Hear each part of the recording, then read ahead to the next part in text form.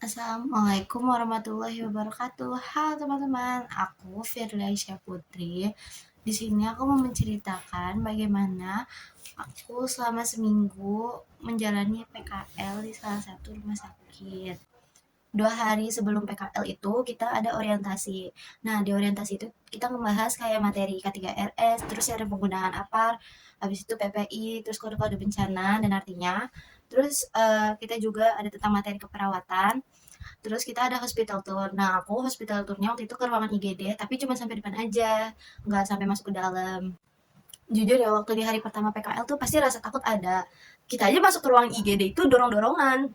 Terus pas kita masuk tuh kita benar-benar kayak yang pelongo-pelongo gitu. Udah mana kita tuh kayak diem berdiri kayak patung. Terus kita berdirinya di depan meja pendaftaran lagi. Terus kata pas aku ngeberanin diri buat nanya ke kakaknya, kak ada yang bisa dibantu? Terus kata kakaknya, belum ada deh, operan dulu kita balik lagi ke depan meja pendaftaran buat berdiri di situ. Abis itu setelah kita berdiri-berdiri, kakak yang di meja pendaftarannya ngomong gini, dek ikut aja itu lagi operan kakaknya. Terus akhirnya ya udah kita ikut kan, kita diam di situ, kita ngedengerin.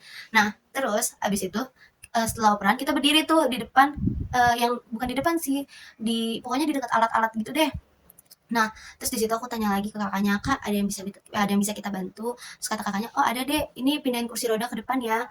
Udah tuh kita pindahin kursi roda ke depan. Terus aku lanjut juga aku dapat lagi tindakan bukan tindakan, observasi. Observasi nemenin kakaknya pasang infus ke PS, terus juga nemenin kakaknya pasang alat EKG ke PS.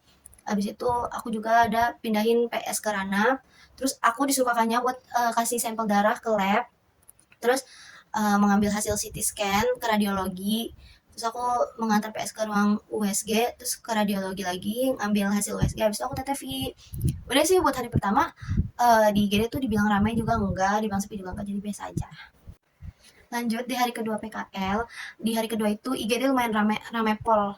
Nah di hari kedua itu aku pertama ada merapikan alat-alat gitu. Terus setelah aku merapikan alat, kakaknya ajakin aku buat buang urin, buat buang urin PS. Aku buang urin 2 kali. Nah, terus aku kayak biasa oplos obat. Nah, habis itu aku diajak kakaknya buat ke ruang ICU. Aku di ruang ICU itu lumayan lama banget kan. Jadi itu kayak tindakannya belum banyak. Terus pas aku balik ke IGD lagi, aku nanya temen aku, kalian udah berapa tindakan? Terus mereka tuh udah lumayan banyak. Akhirnya karena mereka ngeliat tindakan aku masih sedikit, karena aku lama di ruang ICU, terus kata teman aku gini, yaudah tuh nanti kamu ambil tindakan aja lagi. Jadi tuh biar tindakan kita tuh biar setara gitu. Aku sangat terima kasih kepada teman-teman aku, love you guys. Nah, terus aku juga ada mengantar pasien ke ranap, aku merapikan bed sama teman-teman aku. Habis itu plus obat lagi. Terus aku mengantar surat kematian ke ruangan persalinan, terus observasi infus, terus mengantar makanan buat PS. Terus aku juga ke farmasi ambil VP22, terus aku mengantar PS ke ruang connect, terus membantu menaruh barang alat rumah sakit, sama aku mengambil stok handscoon. Udah sih buat hari kedua lumayan capek, tapi nggak apa-apa, seru. Lanjut di hari ketiga ini IGD nggak sepi, nggak rame. Jadi di hari ketiga itu aku pas baru datang itu udah disuruh buat oplos obat. Nah terus aku diajarin sama kakaknya bagaimana cara pasang selang infus. Terus seperti biasa aku ngantar sampel ke lab. Terus aku mengukur suhu anak kecil. Waktu di hari ketiga itu IGD lagi rame-ramenya sama anak kecil yang demam. Jadi tuh di situ IGD tuh kayak rasanya tuh kayak ruang anak karena benar-benar seberisik itu suara tangisan anak kecil. Terus abis itu aku merapikan alat, terus aku mengantar PS ke ruang ronsen, terus observasi infus, terus aku juga ada observasi memasukkan obat ke anus, terus memberi makanan untuk pasien, oplos obat lagi, terus ya gitu-gitu aja sih. Buat hari ketiga itu kayak kita udah lumayan nyaman di GD ya, jadi kayak udah nggak ada takut-takut lagi. Terus itu lumayan seru. Sejauh ini aku belum nemu kakak yang judes. Aku di GD tuh bener-bener kakak baik banget, gak ada yang gak baik.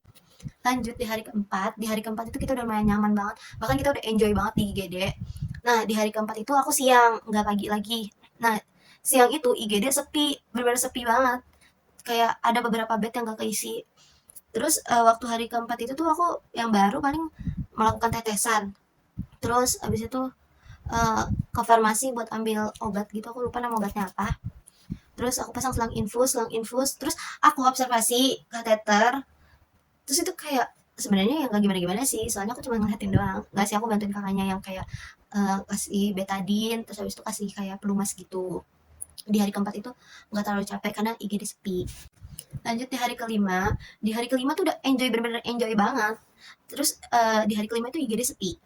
Nah, terus di hari kelima itu kita tuh karena IGD sepi, kita diajak ngobrol sama salah satu kakak perawat di situ. Itu benar-benar kita diajak ngobrol bener yang panjang banget. Biasanya tuh kalau kita diajak ngobrol sama kakak perawat itu paling nanya dari sekolah mana, terus habis itu udah berapa hari gitu-gitu doang. Nah, ini tuh kita bener-bener kayak ngobrol panjang gitu loh. Nah, terus di hari kelima karena emang di hari kelima tuh sepi IGD. Jadi tuh aku cuma kayak oplos obat, memindahkan PS, terus observasi infus, merapikan alat, pasang selang infus, udah sih sama memberi makanan ke pasien.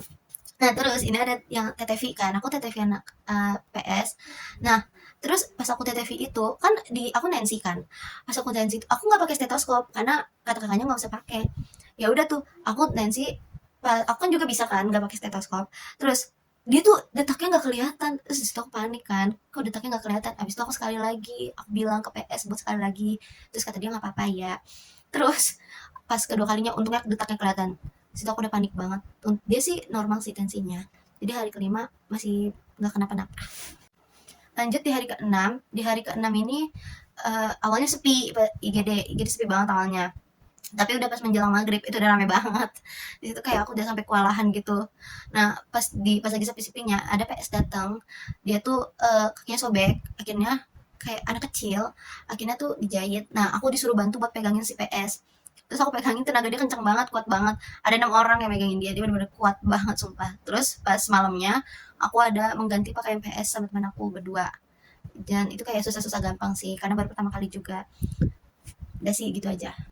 Selama aku seminggu di IGD PKL, aku belum nemu kakak yang cuek, yang kayak jutek gitu, aku belum nemu. Cuman ada satu kakak yang menurut aku dia nggak jutek sih, dia agak cuek aja, tapi dia humoris. Aku kayak kemarin aku nawarin dia tuh jadi mau ngantar PS ke mungkin ke ruang ronsen, aku juga kurang tahu. Terus aku di situ ada nawarin, kak aku bantu aja sini gitu kan. Terus kakaknya cuma diem aja, cuma ngeliatin aku. Terus habis itu di jalan, terus aku kayak di situ, oh mungkin dia nggak mau dibantu, jadi aku kayak oke, okay. Jadi aku duduk lagi, jadi kayak ya udah nggak apa-apa dia nggak mau dibantu, kan namanya juga anak PKL ya. Kakaknya juga kan ada yang mau dibantu ada yang enggak, tapi sejauh ini kakaknya baik-baik semua sih, best-best semua. Sekian video dari aku, kurang lebihnya mohon dimaafkan apabila ada kata-kata yang belibet. Wassalamualaikum warahmatullahi wabarakatuh.